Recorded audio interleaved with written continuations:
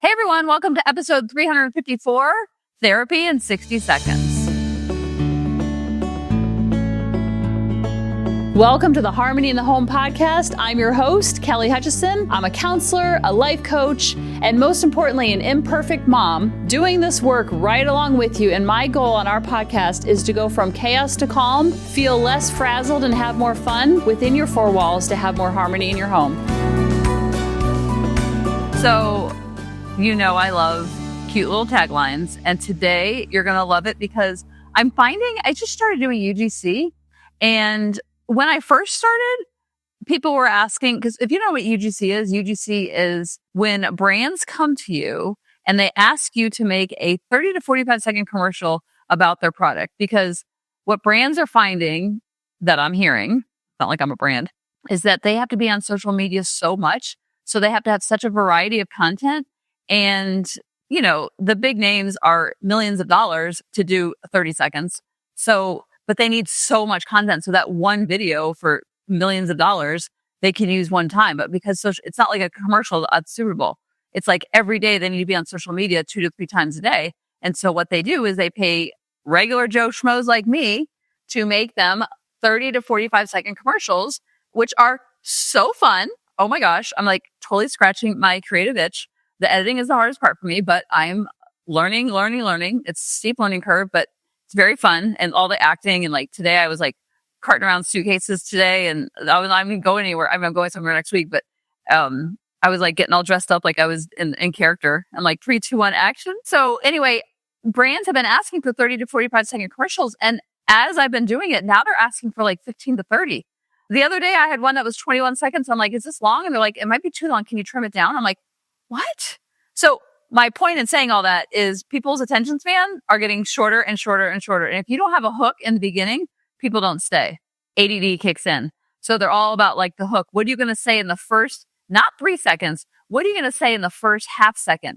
What sound effect are you going to make? What face are you going to make? Like that is what I'm learning. All these training I'm doing. I'm like, they're asking Kelly, what is your hook? I'm like, dang, people really have scroll fatigue. They're just scroll. And I know because I scroll too. So anyway, I love this because of therapy in 60 seconds for people who need it on the go. And before we talk about therapy in 60 seconds, I want to talk to you about our sponsor, Herbal Face Food, which I've talked about for weeks. And it's such a great way for you to support the show without having to do anything other than getting something to make your skin feel better. Oh, there's another way you can support the show is by posting about it, sharing it on your stories, and then tagging me. And then I can do the same and post in my stories. Because it's really weird to talk about myself, but if you guys talk about me, then it's a little easier to be like, oh, look, she said these nice things about me. Isn't that so nice? But I'm too shy and I'm not really good at like the marketing piece of this podcast. I know I'm supposed to like tell people about it, but I really don't. So I need to be better about that, but it's really hard for me. And I go to do it. I'm like, I'll do it later. I'll wait for someone to post about it and then I'll share that. And then nobody posts about it. So I'm like, oh, great. So you guys are the OGs. Who's ever listening? You are the OGs and you are checking the email and you're listening. So I appreciate that so much. So go to herbalfacefood.com, buy anything you want and you will be happy with anything. I could close my eyes on that website and I would be happy with something that came in the mail. Use the coupon code Harmony20 for your first 20% off and you'll be glad that you did. So today came from Facebook. I love Facebook. I know it's like the dinosaurs, but it's therapy in 60 seconds and I'm going to let you listen and we'll chat on the other side. 3 years of therapy in 60 seconds. Here we go. Number 1, turns out your parents did their best and also kind of up. But guess what? At the end of the day, you got to deal with it. Number 2, no one is coming to save you. No magical mentor, no secret billionaire uncle, not even Batman. It's just you. And yeah, that includes doing basic stuff like folding your laundry before it becomes a roommate. Number 3, boundaries. That doesn't mean blocking somebody on Instagram. Say it with me. No, with a smiley face. No. See? Revolutionary. Don't have to be mean or rude. Number 4, stop chasing people who treat you like a option. I'm not a side quest. And if they can't see that, they need to go play somebody else's game. Number 5, self-care isn't bath bombs and face masks. It's getting 8 hours of sleep, eating something that grew in the ground, and answering that email before it ruins your whole week. Number 6, feelings don't kill you. Crying won't kill you. Screaming into a pillow won't kill you. But ignoring your feelings, Oh, that's going to destroy you from the inside out. Number 7, you don't find yourself. You build yourself. Day by day. Some days you're leveling up, and other days you're responding at square one. Both of them count. And last but not least, most of the time it's not that deep. You're not cursed. You're just tired, thirsty, and maybe overdue for a snack. There you go. That's 3 years of therapy condensed into a 60-second rant. I saved you 15 grand. Venmo me $5. Okay, I love these because I can't picture my favorite. I mean, I can't choose my favorite. So when you heard that, what was the one that you were like, yes, that's true? I like the one about your parents because I feel like our parents get so much responsibility for how they messed us up and how they helped us not be messed up that sometimes they get too much weight, so to speak. But I feel like with this podcast, it's good to have the awareness of the narrative that was formed before you were able to form your own narratives. Because I feel like sometimes we form this narrative that we don't even know is being formed, or we have something playing behind the scenes and we don't even know that it's there until we do conscious thinking and we kind of think about our thinking. And we're like, what was that all about? Like, I had no idea until I became a parent, all of the narrative stuff that I had playing on behind the scenes in my brain. I would say some narratives that I had playing that I didn't know before I was a mom was I never wanted to disappoint anybody because I took that relationship I had with my parents, which was fabulous, still is. I took that relationship and then I transplanted that relationship onto everybody else in my life. So I'd never want to disappoint my parents. Did I disappoint them plenty? Yes, I missed curfew. I did things I shouldn't have done. I was not the greatest kid. I wasn't like this like straight A, do good kind of kid. I was rough around the edges. I liked adrenaline rushes and I did naughty things. And sometimes they'd find out and then they'd be disappointed and then sometimes they didn't. And they weren't disappointed. So I was like, hey, I got away with it. So that was before my prefrontal cortex entered the chat. So just know that your kid's prefrontal cortex has not entered the chat. Just remember that. Just think about how you were when you were a kid and the things that you were thinking. Anyway, so I took that in my early 20s. That was really hard for me to tolerate disappointing people. And I remember Dr. Laura saying on her podcast, and it hit me like a ton of bricks, she says, it's okay to disappoint people. And I was like, what?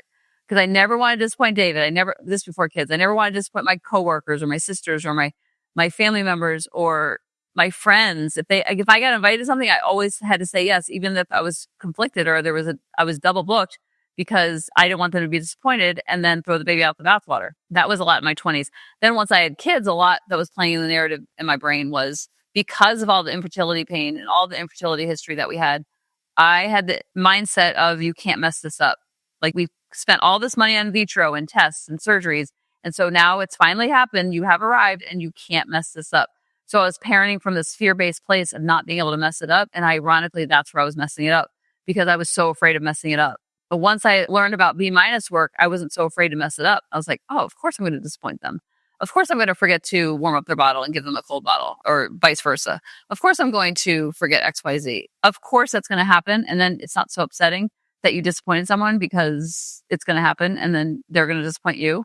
And disappointment, I think, is a very heavy word, but you maybe let them down, or I'm going to forget something, or I'm not going to sign that paper, or I'm going to send them the picture day and they're going to be wearing the wrong shirt, which happened to me one time. They were wearing a shirt and on the way to school, I didn't know it was picture day. This is hilarious. Miss Debbie from the Blue Room saved me. It's the best story ever. I think it was definitely Grady. So Grady goes to school. He's wearing, I think, a Mickey Mouse t-shirt. And I gave him strawberries in the car. Of course, I get to school. He's 3 years old. And they're all over his shirt. Looks like you've been shot with like a pellet gun. And so I walk in and she's like, oh, today's picture day. And I was like, what, excuse me? She's like, yeah, do you have your picture for him? I'm like, I don't. And so what they did was they took a collared shirt, I think out of the clinic, and they put it on Grady over the Mickey Mouse shirt. And then, or they sent him in the bathroom and said, oh, Grady, go change. And he literally is wearing a shirt. I'll never forget it. I still have it.